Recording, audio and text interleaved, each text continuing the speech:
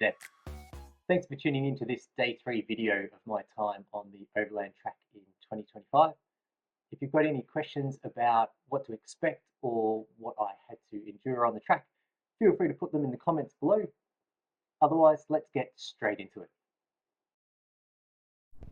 Today I was expecting rain, so I hauled butt to get to camp before it started. Most of us had the same idea, and there were 16 people having breakfast in the hut at 6:15 in the morning. I was first out of camp and came across a cool burrowing crayfish hanging out 20 meters up the path. Then it was photo after photo of amazing scenery. About a kilometer into hiking for the morning, I was at the recently burnt country. I walked in and out of burnt and non-burnt sections of the track for about an hour or so. It was quite sombre. Boardwalk had been destroyed, but within a few short weeks, the landscape was already starting to regrow, and the bits of track were already being replaced. I suspect that by the beginning of the 2025-2026 hiking season, the track will be fully repaired.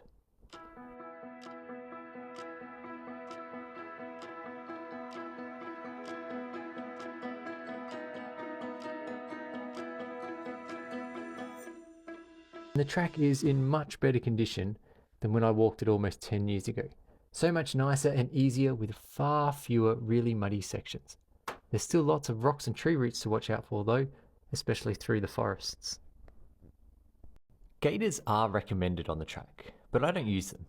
If I was going to hike the track closer to snow season or just after, I'd bring them to save my socks and boots, but otherwise I think you're okay without them. But that's just my personal preference.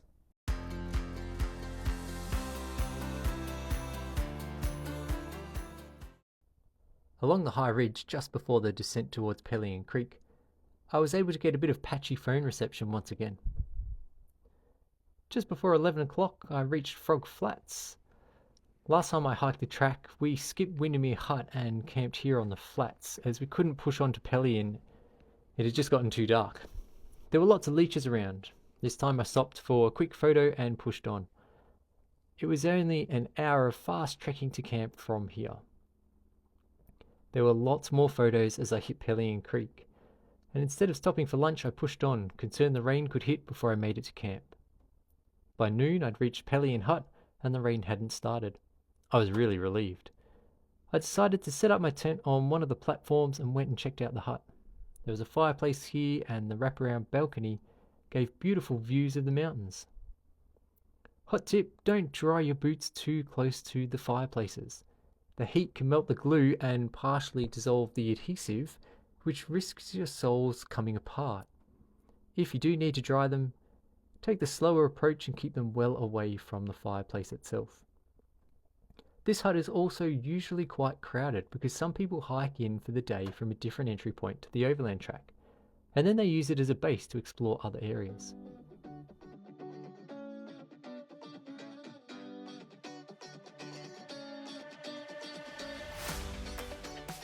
I cracked open my only bag of treats for the hike, a packet of red frogs, and had some lunch. Those who camped on the grass past the tent platforms were treated to lots of leeches, so just beware.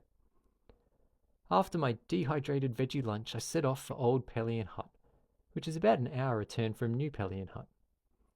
Old Pelion Hut is a throwback to how the old timers used to camp. I signed the logbook and continued the extra 5 minutes to Douglas Creek.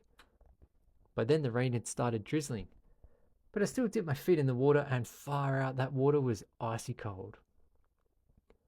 I had a leech on me when I got back to the tent and noticed that my pack had started cutting into my side. So another bush repair job with the strapping tape, and that stopped my pack from drawing blood.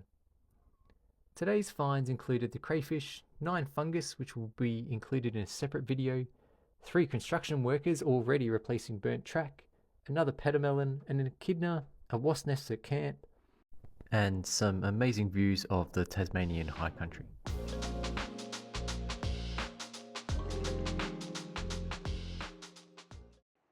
Thanks for watching. I hope you're finding this series helpful and insightful. If you are, please like the video and consider subscribing to my channel.